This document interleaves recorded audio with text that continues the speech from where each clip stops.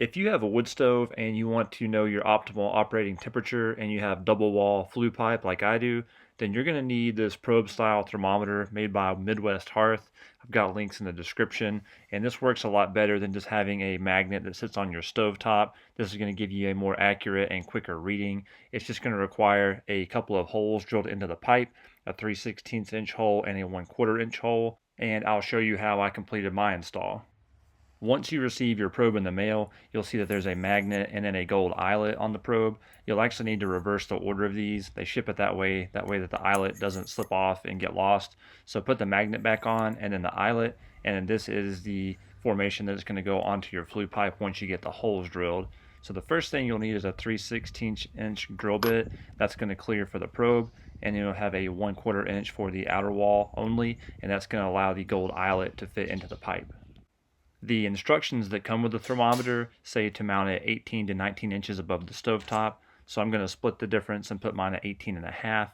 So you'll measure up from the top of your stove and then place your mark, and that's where we're going to begin to drill our holes.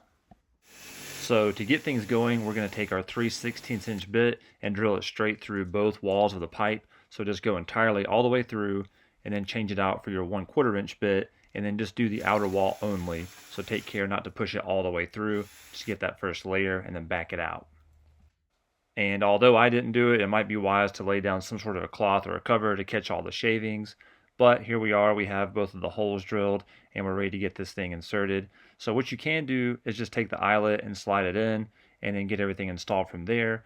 Or you can just go ahead and install the whole probe itself with the eyelet attached. So basically you have the magnet, then the eyelet, and it slides right into place. So the eyelet basically goes through that 1/4 inch hole and the probe fits through the 3/16 inch, and just get it all straightened up, and I think it looks pretty good. It's 18.5 inches above the stove top, so it's right where the manufacturer suggests, so we'll get this thing started.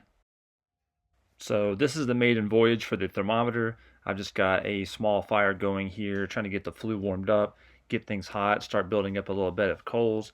We've got some good dry wood on here, and after just getting it going here for a couple of minutes, you can see the dial is already reaching up here, getting close to the optimal level. We're still kind of too cool right now, so we'll check back here in a few minutes. I've got still a pretty hot fire going.